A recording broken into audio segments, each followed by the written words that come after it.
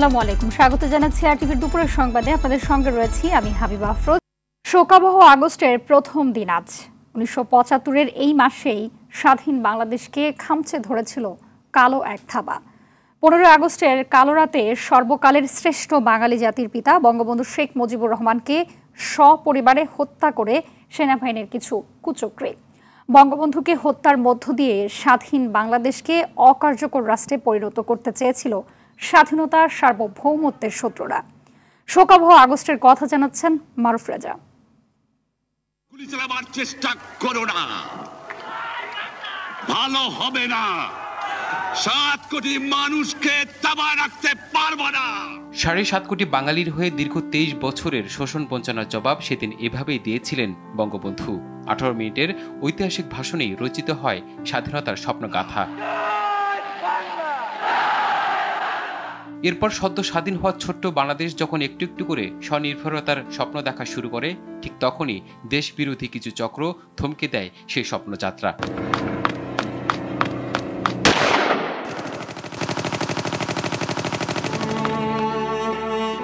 সেনাবাহিনীর একদল চক্রান্তকারী ও উচ্চভিলাষী সদস্যের বুলেটের আঘাতে বঙ্গবন্ধুর সঙ্গে 15 আগস্ট প্রাণ হারান তার সহধর্মিণী বঙ্গমাতা বেগম ফজিলাতুন্নেসা মুজিব। নির্মমভাবে প্রাণ দিতে হয় 3 ছেলে মুক্তিযোদ্ধা শেখ কামাল, সেনা কর্মকর্তা শেখ জামাল, 10 বছরের শিশুপুত্র শেখ রাসেল সহ পরিবারের 16 সদস্যকে। নানা প্রতিবন্ধকতা আর সেই সময়কার সেই ক্ষত কাটিয়ে যখন ঘুরে দাঁড়াতে থাকে জাতির পিতার আওয়ামী লীগ, ঠিক তখন 29 বছর পর আবারও বড় হামলা চালায় দেশ বিরোধীরা। 2004 সালের এই আগস্টের 21 তারিখ নৃশংস গ্রেনেড হামলায় মারা যান 24 জন নেতাকর্মী, অল্পের জন্য বেঁচে যান সভাপতি শেখ হাসিনা। একের পর এক হামলায় দেশ গড়ার স্বপ্ন হয়তো ক্ষণিকের জন্য থেমে গিয়েছিল সত্য, কিন্তু লাখো শহীদের রক্তে ভেজা যে মাটি, সেটি বৃথা যায়নি বলেই ঠিক ঘুরে দাঁড়িয়েছে বাংলাদেশ। 1996 সালে বঙ্গবন্ধু কন্যা শেখ হাসিনার নেতৃত্বে আওয়ামী লীগ ক্ষমতায় আসার পর জাতির পিতা হত্যার যে বিচার কাজ শুরু হয়, 5 ঘাতকের ফাঁসি কার্যকরের মধ্য দিয়ে তা কিছুটা হলেও কলঙ্কমুক্ত হয় জাতি। এখন প্রতীক্ষা বিদেশে পালিয়ে থাকা বঙ্গবন্ধুর বাকি খুনিদের সাজা কার্যকর করা। এর মধ্য দিয়ে বঙ্গবন্ধুর রক্তের ঋণ কিছুটা হলেও শোধাতে পারবে 17 কোটি বাঙালি। মারুফ রাজা, আরটিভি, ঢাকা। কোটা আন্দোলনে জঙ্গি ঢুকে একদিকে হত্যাযজ্ঞ চালিয়েছে, অন্যদিকে সেবা প্রতিষ্ঠানের স্থাপনা সহ সব মেগা প্রকল্পে হামলা চালিয়েছে, এমন মন্তব্য করলেন প্রধানমন্ত্রী শেখ হাসিনা। রাজধানীর কৃষিবিদ ইনস্টিটিউশনে জাতীয় শোক দিবস উপলক্ষে কৃষক লীগের রক্তদান কর্মসূচিতে প্রধানমন্ত্রী বলেন, সুষ্ঠু তদন্তে জাতিসংঘ সহ অন্য কোনো দেশ চাইলে প্রতিনিধি পাঠাতে পারে। শতভাগ দাবি মানার পরও সুশীল সমাজের অনেকে শিক্ষার্থীদের আন্দোলনে কি উদ্দেশ্যে সমর্থন দিচ্ছেন সেই প্রশ্ন রাখেন সরকার প্রধান। এত সহজ ছিল না। আর হাইকমিশনার আজকে সারা বিশ্বব্যাপী বাংলাদেশের যে ভাবমূর্তিটা এই মিথ্যা অপপ্রচার চালিয়ে আর এই সমস্ত জঙ্গিবাদী ঘটনা ঘটিয়ে আজকে সেই মান সম্মান সব নষ্ট করে দিচ্ছে। এটা বিচার আমি জনগণের কাছেই দিচ্ছি। এমনভাবে পোড়ানো, সেই গাজায় যেভাবে হাসপাতালে বোমা হামলা করে ধ্বংস করা, যেভাবে শিশু হত্যা করা, মানুষ হত্যা করা, ঠিক সেই একই ঘটনার জন্য এখানে ঘটনা হচ্ছে। আন্তর্জাতিকভাবে জাতিসংঘকে আমি আবেদন করেছি যে তারা তাদের বিশেষজ্ঞ পাঠাক, অন্য কোনো দেশ যদি চায় তারা বিশেষজ্ঞ পাঠাক, কারণ আমি চাই এই ঘটনাগুলির সুষ্ঠু তদন্ত, সে যেই দায়ী থাক তার বিরুদ্ধে ব্যবস্থা নিতে হবে। নতুন কর্মসূচি হিসেবে আজ কোটা সংস্কার আন্দোলনের প্ল্যাটফর্ম বৈষম্য বিরোধী ছাত্র আন্দোলনের শিক্ষার্থীরা রিমেম্বারিং আওয়ার হিরোজ কর্মসূচি পালন করছে। সব শ্রেণী পেশার মানুষকে বৃহস্পতিবার অনলাইন ও অফলাইনে এই কর্মসূচি পালনের আহ্বান জানানো হয়েছে। কর্মসূচিতে নির্যাতনের ভয়ঙ্কর দিনরাতের স্মৃতিচারণা, হতাহত ব্যক্তিদের নিয়ে পরিবার ও সহপাঠীদের স্মৃতিচারণা এবং আন্দোলনকে কেন্দ্র করে নির্যাতনের ঘটনা নিয়ে চিত্রাঙ্কন বা গ্রাফিটি, দেয়াল লিখন, ফেস্টুন ও ডিজিটাল পোর্ট্রেট তৈরি করবে তারা। এছাড়াও নিপীড়ন বিরোধী শিক্ষক সমাবেশ করছে শিক্ষকরা। ঢাকা বিশ্ববিদ্যালয়ের অপরাজেয় বাংলায় জড়ো হয়ে বক্তব্য দেন তারা।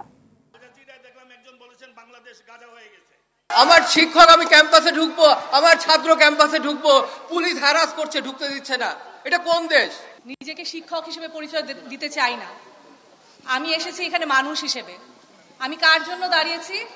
আমি আমার সন্তানদের জন্য দাঁড়িয়েছি। বাচ্চাদের রক্তে নিজেকে রঞ্জিত করতে পারে, এই এত বাচ্চাকে গুলি করলেন, এত মায়ের বুক খালি করলেন, নিহত বাচ্চার বুকে গুলি করলেন, আপনি কি করে আবার সুখ যাপন করেন? এখন সময় হয়েছে, আপনার কাছে বিচার চাই না। আপনি ওই পুলিশের গুলির বিচার করতে পারবেন না। কাজেই একটা গণতান্ত্রিক প্রক্রিয়ার মাধ্যমে সুষ্ঠুভাবে এর বিচার নিষ্পত্তি করার ব্যবস্থা করতে হবে। কোটা সংস্কার আন্দোলন ঘিরে সারা দেশে হত্যা, গণগ্রেপ্তার মামলা ও শিক্ষকদের ওপর হামলার প্রতিবাদ সহ 9 দফা দাবিতে রিমেম্বারিং আওয়ার হিরোজ কর্মসূচি পালন করছে রাজশাহী বিশ্ববিদ্যালয় বৈষম্য বিরোধী ছাত্র আন্দোলনের শিক্ষার্থীরা। সকালে বিশ্ববিদ্যালয়ের শহীদ বুদ্ধিজীবী চত্বরে শিক্ষকদের মৌন মিছিলে যোগ দেন শিক্ষার্থীরা। রংপুর বেগম রোকেয়া বিশ্ববিদ্যালয়ে অবস্থান নিয়েছে সেনাবাহিনী ও পুলিশ। সংহতি আয়োজন করেছে বরিশাল বিশ্ববিদ্যালয়ের ছাত্র শিক্ষকরা।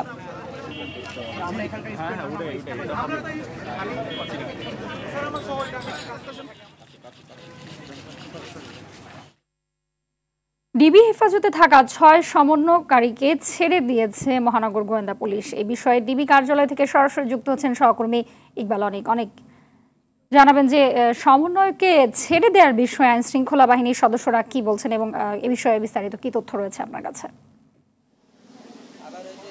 হাবিবা, আপনি যেমনটি বলছিলেন যে কোটা সংস্কার বিরোধী যে আন্দোলন ছিল সেখানে হচ্ছে যে 6 সমন্বয়ক যে ডিবি কার্যালয়ে ছিলেন তাদেরকে কিন্তু কিছুক্ষণ আগে তাদের পরিবারের কাছে ছেড়ে দেওয়া হয়েছে বা হস্তান্তর করা হয়েছে।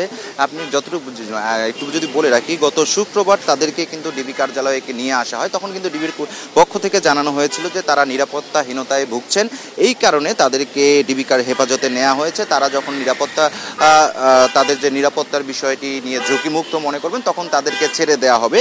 তো আজকে সকালে কিন্তু হচ্ছে ডিবির পক্ষ থেকে হচ্ছে নাহিদের বাবা বদরুল ইসলামকে ফোন দিয়ে এবং তাদের যে 6 জন ছিলেন ডিবি কার্যালয়ে তাদের পরিবারের সকল সদস্যকে ফোন দিয়ে ডিবি কার্যালয়ে ডাকা হয় এবং তারই প্রেক্ষিতে তাদেরকে কিন্তু ডিবির পক্ষ থেকে কিছুক্ষণ আগে তাদের পরিবারের কাছে তুলে দেওয়া হয় এবং তারা এখন তাদের নিজের বাসায় ফেরত গিয়েছেন। কিছুক্ষণ আগে আইনমন্ত্রী একটি সংবাদ সম্মেলন করেছিলেন, সেখানে কিন্তু জানিয়েছেন যে যারা যে 6 সমন্বয় ডিবি কার্যালয়ে ছিলেন তারা এখন তাদের যে নিরাপত্তা ঝুঁকি ছিল সেটি এখন নেই, তাই তাদেরকে ছেড়ে দেওয়া হয়েছে বা তাদের পরিবারের হাতে তুলে দেওয়া হয়েছে।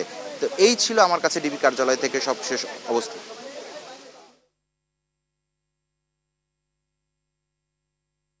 ধন্যবাদ আপনাকে। সোশ্যাল মিডিয়া এখন এক বিপদের কারবার বলে মন্তব্য করেছেন প্রধান বিচারপতি ওবায়দুল হাসান। বিএনপির 7 শীর্ষ আইনজীবীর আদালত অবমাননার মামলার শুনানিতে তিনি এই মন্তব্য করেন। প্রধান বিচারপতি বলেন, সোশ্যাল মিডিয়া এখন এক বিপদের কারবার। ঘরের ভেতরের বিষয়গুলো সোশ্যাল মিডিয়ায় চলে আসে। সোশ্যাল মিডিয়া নিয়ে কিছু বললে আবার রাইট টু ফ্রিডম নিয়ে প্রশ্ন ওঠে। বিএনপিপন্থী আইনজীবীদের আদালত অবমাননা মামলায় আইনজীবী ছিলেন ব্যারিস্টার মাহবুব উদ্দিন খোকন। আদালত 22 আগস্ট পর্যন্ত শুনানি মুলতবি করে ওই দিন আইনজীবীদের হাজির থাকতে বলেছেন। 7 আইনজীবীর মধ্যে আইনজীবী AJ মোহাম্মদ আলী প্রয়াত হওয়ায় তার নাম বাদ দেওয়া হয়। কোটা সংস্কার আন্দোলন ও দেশ জুড়ে কারফিউ পরিস্থিতিতে গেল 18 জুলাই থেকে বন্ধ থাকা ট্রেন স্বল্প পরিসরে চলাচল শুরু হয়েছে।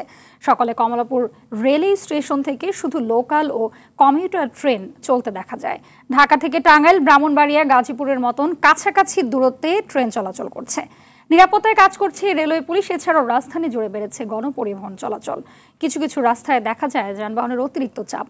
ঢাকা ছেড়ে যাচ্ছে দূরপাল্লার বাস, তবে যাত্রী সংকটের কথা বলছেন পরিবহন মালিকরা। এদিকে ঢাকা ও আশপাশের জেলায় শনিবার পর্যন্ত সকাল 7টা থেকে রাত 8টা পর্যন্ত কারফিউ শিথিল থাকছে। এই সময় আগের নিয়মে চলছে অফিস আদালত। রাজধানীতে থেমে থেমে বৃষ্টিতে ভোগান্তি বেড়েছে জনসাধারণের।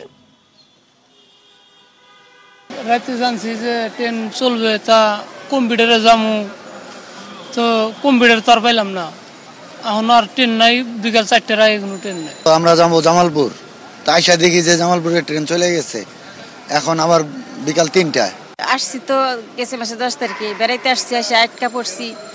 শুনছি গাড়ি খুলবো, এই জন্য আসছি। ঊর্ধ্বতন কর্তৃপক্ষের আদেশে আজকে থেকে ঢাকা থেকে ছেড়ে যাওয়া বিভিন্ন গন্তব্য এবং সারা দেশ থেকে প্রায় 20 জোড়া ট্রেন আসা যাওয়া করবে। এটা আংশিক, আর এই ট্রেনগুলো হচ্ছে মেইল কমিউটার লোকাল।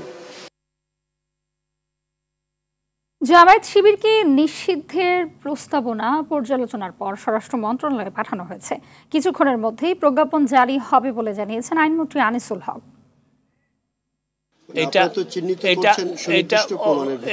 এটা যদি যেই আইনের কথা বলছেন ইন্টারন্যাশনাল ক্রাইমস ট্রাইব্যুনাল অ্যাক্ট, সেইখানেও আমরা সংশোধন করার ব্যবস্থা করেছি এবং এই ব্যান করার পরেও তাকে আপনার সাজা দেওয়া যাবে না এমনটি নয়, কিন্তু কথা হচ্ছে ব্যান যেহেতু হয়ে গেছে হয়তো ব্যান করার ব্যাপারটা সাজার মধ্যে আর আসবে না। জামায়াত শিবিরের রাজনীতি নিষিদ্ধের বিষয়ে বিস্তারিত জানাতে সচিবালয় থেকে সরাসরি যুক্ত হচ্ছেন সহকর্মী মারুফ রেজা।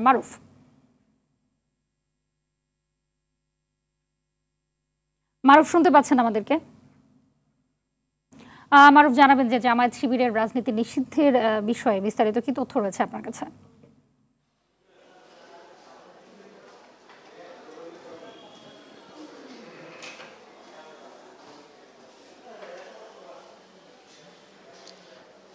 হাবিবা, জামাত শিবির এবং রাজনীতি এবং অন্যান্য অঙ্গ সংগঠন রয়েছে যে সংগঠনটির, এই সব কিছু নিষিদ্ধের কিন্তু একেবারে শেষ পর্যায়ে রয়েছে। আমরা কিছুক্ষণ আগে আইনমন্ত্রী আমাদেরকে জানাচ্ছিলেন যে গতকাল স্বরাষ্ট্র মন্ত্রণালয়ে যে কাগজপত্র গিয়েছে প্রজ্ঞাপনে, সেটি কিন্তু এখন আইন মন্ত্রণালয়ে গিয়েছে গতকাল, এবং সেই আইন মন্ত্রণালয় থেকে পর্যালোচনা শেষে কিন্তু এটি আবারও স্বরাষ্ট্র মন্ত্রণালয়ে আছে, অর্থাৎ এখন একেবারে চূড়ান্ত পর্যায়ে আছে। এখন শুধুমাত্র স্বরাষ্ট্র মন্ত্রণালয় থেকে এটি ঘোষণা দেওয়ার বাকি আছে। কিছুক্ষণ আগে আইনমন্ত্রী সেটি জানাচ্ছিলেন। এবং আপনি জানেন যে গত 29 তারিখে গণভবনে 14 দলের যে বৈঠক অনুষ্ঠিত হয়, সেখানে কিন্তু চলমান সহিংসতার পরিস্থিতির কারণে জামায়াত শিবিরের সংশ্লিষ্টতা পাওয়া গেছে। এই প্রেক্ষিতে কিন্তু তারা জামায়াত শিবিরকে নিষিদ্ধ করার একটা প্রস্তাবনা তোলা হয় 14 দল থেকে, এবং তারই চূড়ান্ত কার্যকরী হিসেবে কিন্তু জামায়াত শিবিরের রাজনীতি নিষিদ্ধের বিষয়ে সরকার সিদ্ধান্তে আসে। এবং আপনি জানেন যে এর মধ্যে সন্ত্রাস বিরোধী যে ধারাটি রয়েছে 18, সেটির প্রেক্ষিতে কিন্তু জামায়াত শিবিরের এবং এর অঙ্গ সংগঠনগুলো রয়েছে সেগুলোকে নিষিদ্ধের ব্যাপারে সরকার তৎপর হয়েছে এবং সর্বশেষ পর্যায়ে এখন আছে। আমরা কিছুক্ষণ আগে আইনমন্ত্রীর কাছে সেটি জানছিলাম, হয়তো বা আজকে বা যে কোনো মুহূর্তে স্বরাষ্ট্র মন্ত্রণালয় থেকে এই যে প্রজ্ঞাপন জারিটি সেটি হয়তো ঘোষণা হতে পারে। আরেকটি বিষয় আইনমন্ত্রী জানাচ্ছিলেন যে এই যে সহিংসতায় বৈষম্য বিরোধী ছাত্র আন্দোলনের যে 6 জন যে সমন্বয়ক তারা আইনের আওতায় ছিলেন বা ডিবি কার্যালয়ে ছিলেন এবং নিরাপত্তার জন্য, এবং তাদেরকেও কিন্তু এরই মধ্যে সকল প্রক্রিয়া শেষে তাদেরকে চলে যেতে বলা হয়েছে। আইনমন্ত্রী সেটি কিছুক্ষণ আগে কিন্তু একই সঙ্গে জানাচ্ছিলেন। তো হাবিবা, আসলে জামায়াত শিবিরের নিষিদ্ধের ব্যাপারে একেবারে শেষ পর্যায়ে হয়তো কিছুক্ষণের মধ্যে স্বরাষ্ট্র মন্ত্রণালয় থেকে সেই ঘোষণাটি আসবে, যেটি আমরা পরবর্তীতে হয়তো জানাতে পারবো। হাবিবা, ধন্যবাদ আপনাকে। কোটা সংস্কার আন্দোলন ঘিরে সৃষ্ট পরিস্থিতিতে আরও এক দফায় চলমান এইচএসসি ও সমমান পরীক্ষা স্থগিত করেছে আন্তঃশিক্ষা বোর্ড সমন্বয় কমিটি। একই সঙ্গে 11 আগস্ট থেকে নতুন সূচিতে পরীক্ষা নেওয়ার সিদ্ধান্ত নেওয়া হয়েছে। আন্তঃশিক্ষা বোর্ড সমন্বয় কমিটির বিজ্ঞপ্তিতে বলা হয়েছে, অনিবার্য কারণবশত আগামী 4 আগস্ট থেকে সব শিক্ষা বোর্ডের পরীক্ষাসমূহ স্থগিত করা হলো। স্থগিত হওয়া পরীক্ষার নতুন সূচি বিজ্ঞপ্তির মাধ্যমে পরবর্তীতে জানিয়ে দেওয়া হবে। এর আগে চলমান পরিস্থিতিতে গেল 18 জুলাইয়ের এইচএসসি পরীক্ষা স্থগিত করা হয়। এরপর পরিস্থিতি আরও খারাপ হওয়ায় 21, 23 ও 25 জুলাইয়ের সব পরীক্ষা স্থগিত করা হয়। তৃতীয় দফায় 28 জুলাই থেকে 1 আগস্ট পর্যন্ত সময়সূচি অনুযায়ী যত পরীক্ষা ছিল তা সব স্থগিত করে আন্তঃশিক্ষা বোর্ড সমন্বয় কমিটি।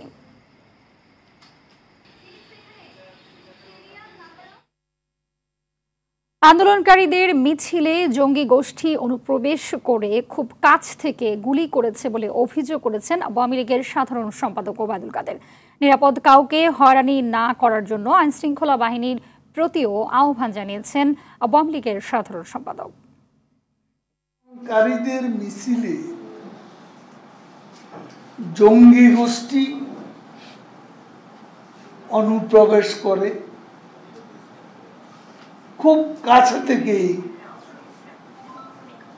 অনেককে গুলি করে, সেখানে হতাহতের ব্যাপারটা এখানেও আমাদের ভাবতে হবে। জঙ্গিরা ছদ্মবেশে আন্দোলনে ঢুকে পড়ে কাছে থেকে গুলি করেছে, এমন ঘটনাও ঘটেছে বলে আমাদের কাছে ইনফরমেশন আছে।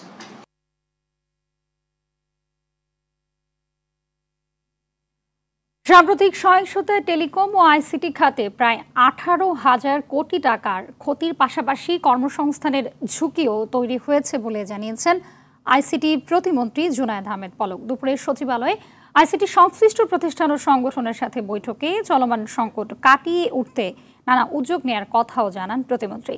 বলেন, ক্ষতির শিকার অন্তত 7 লাখ ফ্রিল্যান্সারকে প্রণোদনা দেওয়ার উদ্যোগ নিয়েছে সরকার। সাম্প্রতিক সময়ে ইন্টারনেট নিয়ে নানা ভুল বোঝাবুঝি তৈরি হয়েছে বলে মন্তব্য করে এজন্য তরুণ প্রজন্মের কাছে ক্ষমা চান আইসিটি প্রতিমন্ত্রী।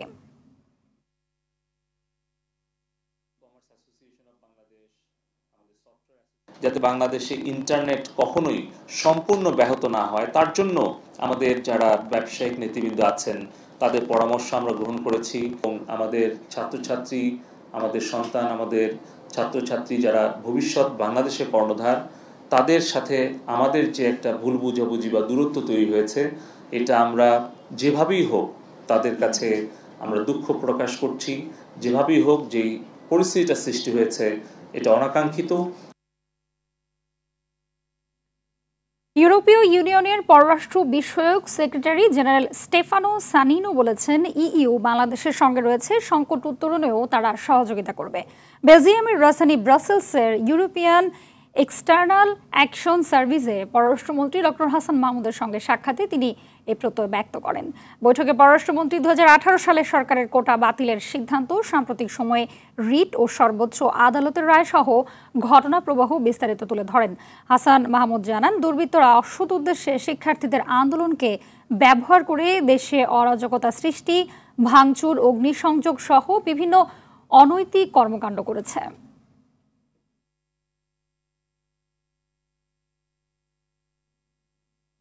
বাংলাদেশের আন্দোলনকারী শিক্ষার্থীদের ওপর আইনশৃঙ্খলা বাহিনীর বল প্রয়োগ ও সহিংসতার নিন্দা জানিয়ে বিবৃতি দিয়েছেন 2 মার্কিন সেনেটর।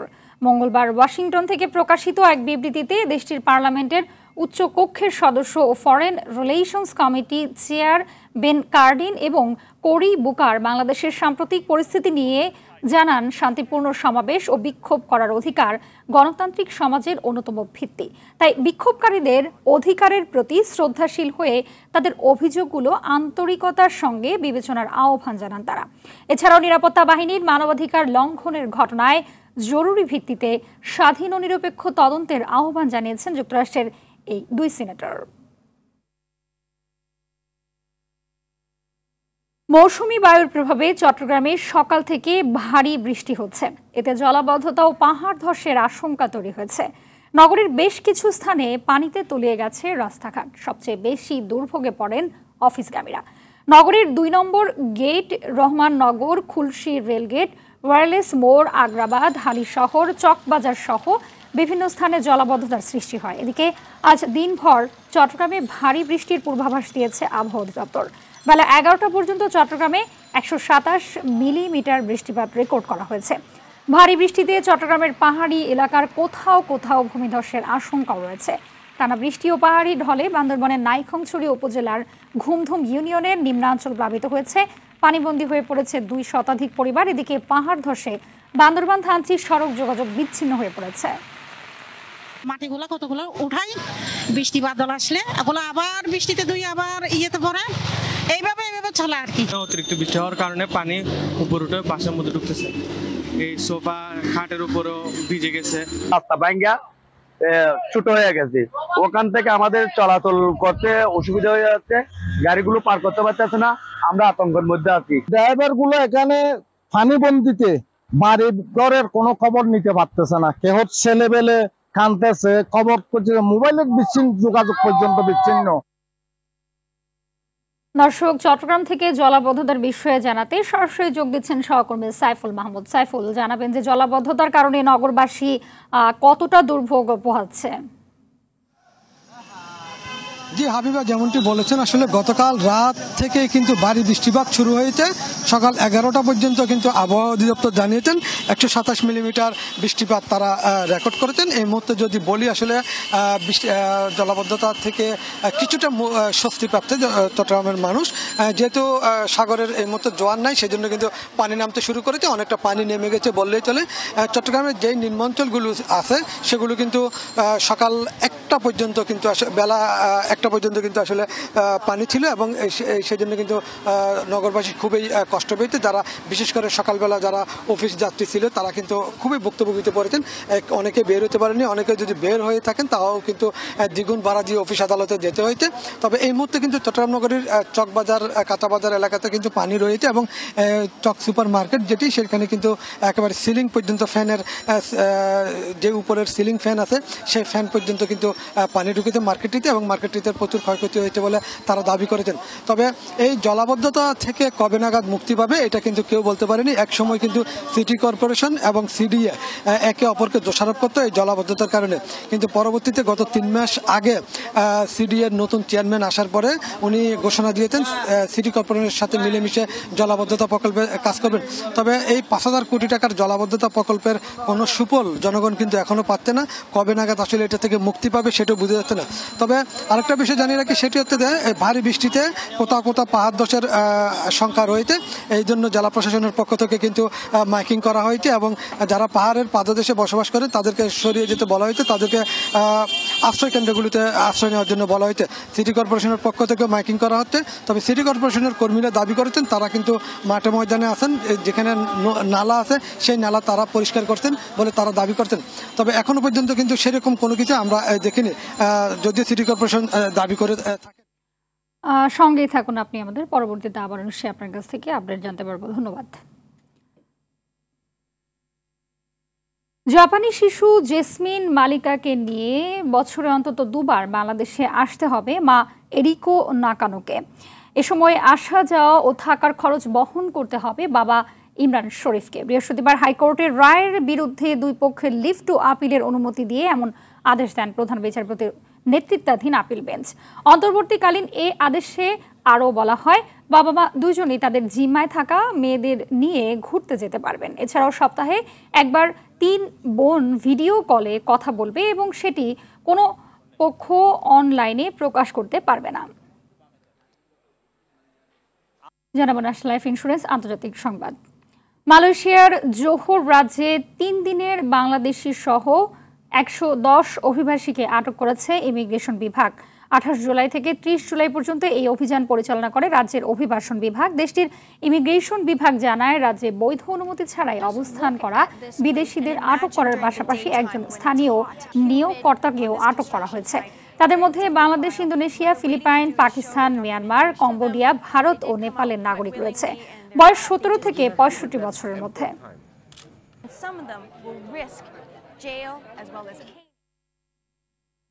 ইরানের তেহরানে নিহত ফিলিস্তিনের স্বাধীনতাকামী সংগঠন হামাসের রাজনৈতিক প্রধান ইসমাইল হানিয়ার মরদেহ কাতারে সমাহিত করা হবে।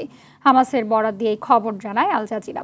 আজ বৃহস্পতিবার তার মরদেহ কাতারে নিয়ে আসা হবে, কাল দোহায় তার দাফন হবে। ইরানের প্রেসিডেন্ট মাসুদ পেজেশকিয়ানের শপথ অনুষ্ঠানে যোগ দিতে হানিয়া মঙ্গলবার তেহরান যান।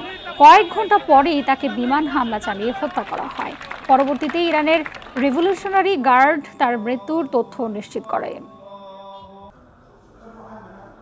গাজা উপত্যকায় চলমান ইসরায়েলি হামলায় গেল 24 ঘন্টায় সংবাদ মাধ্যম আল জাজিরার 2 সাংবাদিক সহ 45 ফিলিস্তিনি নিহত হয়েছে, আহত হয়েছে আরও 77 জন। বুধবার আল জাজিরা অ্যারাবিকের সাংবাদিক ইসমাইল আল গৌল ও রামি আল রিফির গাড়ি লক্ষ্য করে বিমান হামলা করে ইসরায়েলি সেনারা। এদিকে হামাসের শীর্ষ নেতা ইসমাইল হানিয়া এবং হিজবুল্লাহর কমান্ডার ফুয়াদ শুকুরের হত্যাকাণ্ডকে কেন্দ্র করে আঞ্চলিক উত্তেজনা দমনে জরুরি বৈঠকে বসেছে জাতিসংঘের নিরাপত্তা পরিষদ।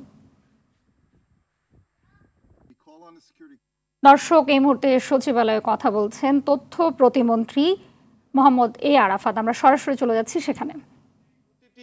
সরকারি এস্টাবলিশমেন্ট, সেতু ভবন, যেগুলো সাধারণ মানুষের জন্য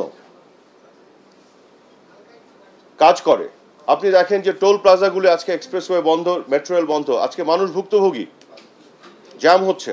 কাজে আমাদের কথা হচ্ছে এগুলো যারা ধ্বংসযজ্ঞ চালিয়েছে, এটা তো পরিষ্কার আপনাদের চোখের সামনে এই ধ্বংসপ্রাপ্ত জিনিসগুলো এখনো আছে। এটা কি শিক্ষার্থীদের কাজ হতে পারে? হতে পারে না। এটা করেছে সেই তৃতীয় পক্ষ সন্ত্রাসীরা, এবং তারা কিন্তু এমন অবস্থায় তৈরি চেষ্টা করেছে যেন এখানে হতাহতের ঘটনা ঘটে, টেনশন আরো তৈরি হয়, এবং তারা সেটাই ঘোলা পানিতে মাছ শিকারের চেষ্টা করতে পারে। কিন্তু দুঃখজনক হলো সত্যি তারা সরাসরি এখানে মুখোমুখি হয়নি, তারা শিক্ষার্থীদের ঢাল হিসেবে সামনে ব্যবহার করেছে, শিক্ষার্থীদের আবেগ অনুভূতিকে তারা অপব্যবহার করে এই কাজগুলো করেছে। এবং এখানে আমাদের যে সমস্যাটা হয়ে গেছে, আমরা শিক্ষার্থীদের প্রোটেকশনের জন্য উদ্বিগ্ন চিন্তা করছি, আমরা নিশ্চিত করতে চাই তারা তাদের নিরাপত্তা যাতে নিশ্চিত থাকে। এদিকে তাদের ফাঁকে যে সন্ত্রাসীরা এই কর্মকাণ্ড করছে তাদের উপর আইনের প্রয়োগ করছে, এটি করতে যে খুবই কঠিন একটি সমস্যার মধ্যে, জটিল একটি অবস্থায় আমরা পড়ে গেছি। মাঝে মধ্যে এটাকে ডিফারেন্সিয়েট করাটা মুশকিল হয়ে যাচ্ছে। আজকে দেখুন, আমরা গতকালও মিটিং করেছি, তার আগের দিনও করেছি, আমরা দ্ব্যর্থহীনভাবে বলতে চাই আইনের প্রয়োগ ঘটবে শুধুমাত্র সন্ত্রাসীদের উপরে, সুনির্দিষ্ট প্রমাণ সাপেক্ষে যাদের সম্পৃক্ততা পাওয়া যাবে এই ধরনের ক্রিমিনাল অফেন্স করার সাথে, যেটা পৃথিবীর যে কোনো দেশে যাদেরকে বিচারের আওতায় আনার জন্য যে ধরনের অন্যায় তারা করেছে সেগুলোকে করার যৌক্তিকতা আছে, তাদের উপরে আইনের প্রয়োগ ঘটবে, তাদেরকে গ্রেফতার করা হবে। কোনো সাধারণ শিক্ষার্থী কোনোভাবে যেন হয়রানির শিকার না হয়, এটি কিন্তু আমরা দ্ব্যর্থহীনভাবে বলেছি। এবং পুলিশ প্রশাসনকেও আমি এখান থেকে বলতে চাই, তাদের সাথে আলাপ হয়েছে, যে সকল শিক্ষার্থীরা আন্দোলনে ছিল, স্লোগান দিয়েছে, পানি ডিস্ট্রিবিউট করেছে, তাদেরকেও যেন কোনোভাবে হ্যারাস করা না হয়, তাদের পরিবারের কোনো সদস্য যাতে কোনোভাবে নাজেহাল না হন। কারণ সকল শিক্ষার্থী এবং তাদের যে আন্দোলনের সাথে সম্পৃক্ত যারা, তাদের যে আবেগ অনুভূতি, সেগুলোকে আমরা শ্রদ্ধা করি, সেগুলোর সাথে আমাদের পুরো সমবেদনা এবং সমর্থন আছে। কিন্তু তাদের এই যে আবেগকে পুঁজি করে যারা ধ্বংসযজ্ঞ চালাচ্ছে, এটা তো আজকে পরিষ্কার। শিক্ষার্থীরা তারাই তো বলছেন যে এই ধরনের ধ্বংসযজ্ঞের সাথে তাদের কোনো সম্পর্ক নেই। জেল ব্রেক কি করতে পারে শিক্ষার্থীরা? জেলে ঢুকে জঙ্গিদের আনার এই বিষয় তো শিক্ষার্থীদের কাজ হতে পারে না। কাজে আমাদের বিষয়টি হচ্ছে যে আমরা নিশ্চিত করতে চাই কোনো শিক্ষার্থী যারা তাদের আবেগ নিয়ে আন্দোলনের সাথে ছিলেন, কোনোভাবে যাতে একটি শিক্ষার্থীও নাজেহাল না হন, আর সন্ত্রাসীদেরকে আমরা আইনের আওতায় নিয়ে আসি। আজকেও যারা আবেগ নিয়ে রাস্তায় নামছেন, অনেকেই গণসঙ্গীত গাচ্ছেন, স্লোগান দিচ্ছেন, তাদের এই আবেগের সাথেও আমরা শ্রদ্ধা করি, শ্রদ্ধা জানাই। কিন্তু একই সাথে অনুরোধ করতে চাই, আপনারা এই আবেগটা যেটা আপনারা রাস্তার মধ্যে নিয়ে যাচ্ছেন, এখানে আপনারা একটু খেয়াল করবেন, এখানে কিন্তু ইতিমধ্যেই আমরা দেখেছি এর অপব্যবহার সন্ত্রাসী এবং তৃতীয় পক্ষ দ্বারা। আবার তারা যদি এটাকে সুযোগ নেয়, আবার যদি একটা হতাহতের সংঘাতের অবস্থা তৈরি করে, তার দায় কে নিবে? সেখানে আমি মনে করি আপনাদের প্রতি আমার অনুরোধ থাকবে, এখানে একটা দায়িত্বশীল ভূমিকা নিতে হবে। কারণ তৃতীয় পক্ষ কিন্তু বসে আছে দেশকে একটা অরাজক পরিস্থিতির মধ্যে ঠেলে দেওয়ার জন্য। দুপুরের সংবাদ এই পর্যন্তই। সবশেষ সংবাদ জানতে যে কোনো মোবাইল ফোন থেকে 2414 নম্বর ডায়াল করুন। জেলা সংবাদ বিকেল 5:45টায় দেখার আমন্ত্রণ রইল। ধন্যবাদ সবাইকে।